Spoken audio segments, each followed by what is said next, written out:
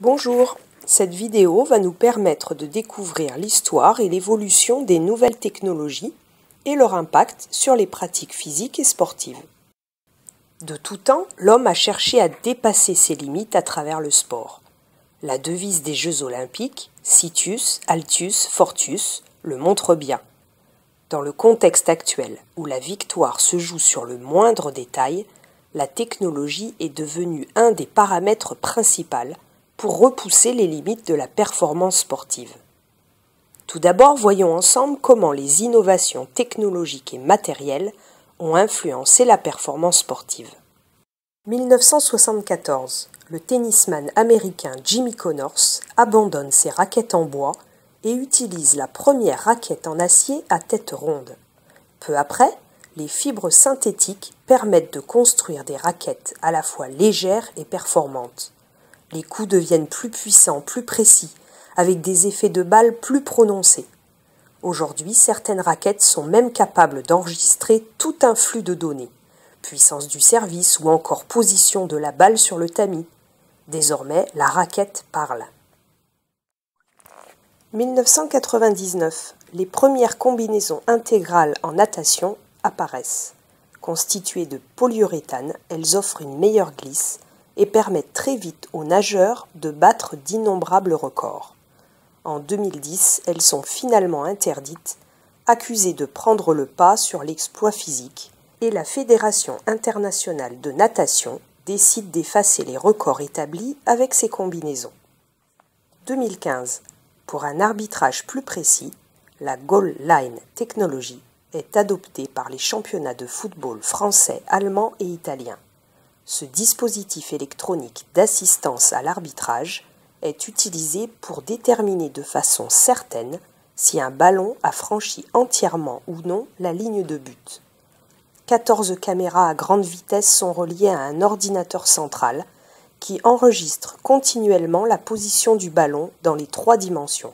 Si le ballon franchit complètement la ligne, l'ordinateur envoie un signal à une montre spéciale dont est équipé l'arbitre central, lui indiquant qu'il y a but. L'athlétisme a aussi connu plusieurs révolutions, par exemple en saut à la perche. À l'origine, les sauteurs utilisaient des perches en bambou, très souples. Dans les années 1940, l'apparition des perches en aluminium et en fibre de verre à la fin des années 50, plus rigides, ont permis aux perchistes de renvoyer plus d'énergie dans leur saut et de gagner en souplesse et en légèreté. Enfin, l'utilisation des perches en fibre de carbone a révolutionné le saut à la perche en permettant aux sauteurs d'atteindre des hauteurs incroyables, telles que le record du Français Renaud Lavillenie qui a franchi 6,16 mètres. Ces nouveaux matériaux ont placé le sport à la portée de nombreuses personnes touchées par un handicap et a augmenté le nombre d'athlètes handisport leur permettant de réaliser des exploits sportifs auparavant impossibles. Le 4 juillet 2012, Oscar Pistorius devient le premier athlète amputé à concourir dans un championnat du monde pour les valides grâce à 2 prothèses en carbone spécialement conçues pour la compétition handisport. Le développement de fauteuils réduisant le risque de blessure pour des sports spécifiques comme le basketball, le rugby, le foot, le tennis et la course a favorisé également le nombre de participants depuis les années 1970. Les nouvelles technologies de l'information ont permis aussi aux sportifs de haut niveau de suivre et d'analyser très précisément leurs performances. En athlétisme, les équipes d'entraînement utilisent des modèles informatiques pour gagner quelques fractions de seconde pendant les épreuves. L'utilisation des logiciels en 3 dimensions permet d'effectuer des courses quasi parfaites avec les mouvements les plus perfectionnés. La vidéo est aussi un outil efficace pour aider les athlètes à s'améliorer, en décomposant leurs gestes image par image. Dans le tir à l'arc, par exemple, en décomposant le mouvement d'une flèche et sa trajectoire, ce qui est invisible à l'œil nu, on peut étudier son parcours et corriger un certain nombre d'éléments pour que le sportif automatise un geste presque parfait. Mais il ne faut pas oublier que l'innovation dans le sport, c'est aussi et surtout les techniques inventées par les sportifs eux-mêmes. À la fin des années 60, les sauteurs en hauteur maîtrisent deux techniques, le saut en ciseaux et le saut en rouleau ventral. Les athlètes peinent à franchir la barre des 2,10 m et un homme va alors révolutionner ce sport, Dick Fosbury. Ce jeune athlète n'a jamais su s'adapter au plongeon ventral. Le jeune homme décide donc de sauter de manière particulière, puisqu'il tente de sauter en tournant le dos à la barre. Dans le même temps, des tapis viennent remplacer les fosses de sable utilisées auparavant, ce qui lui permet de pouvoir sauter sans peur de retomber en se blessant. En 1968, les Jeux olympiques se profilent à l'horizon.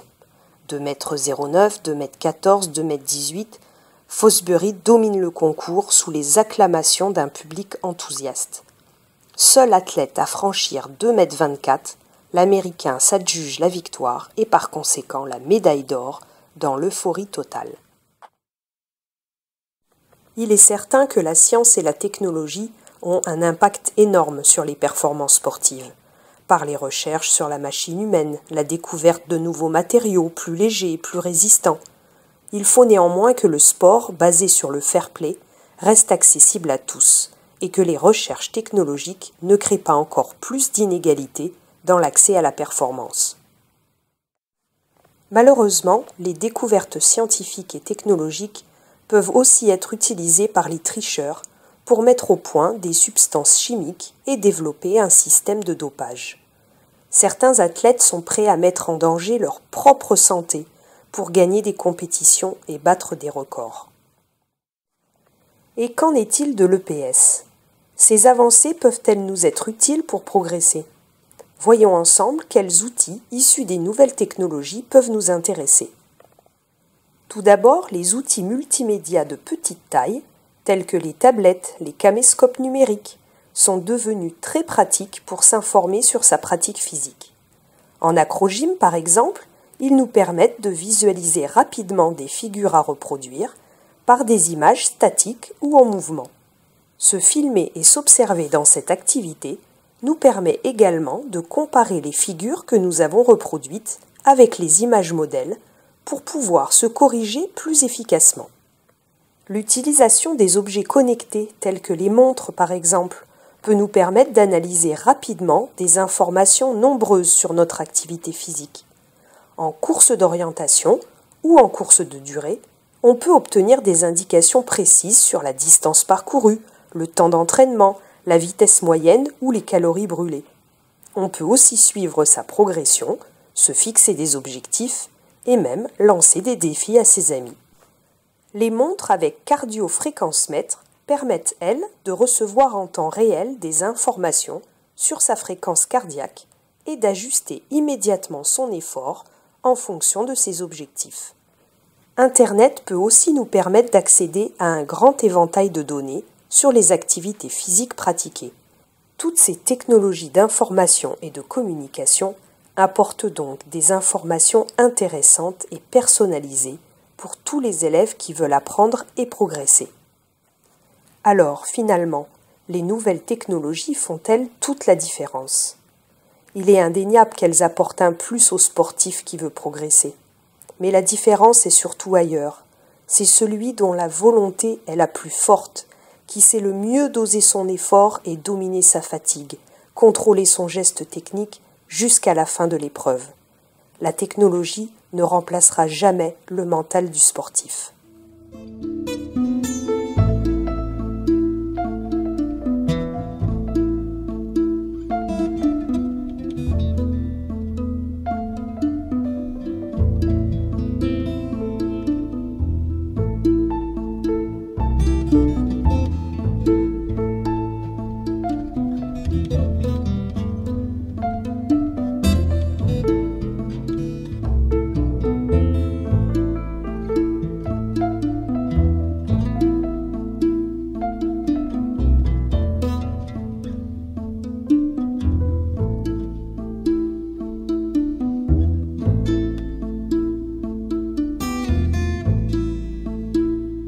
Voilà, cette vidéo est terminée et il ne me reste plus qu'à vous donner rendez-vous à votre prochain cours.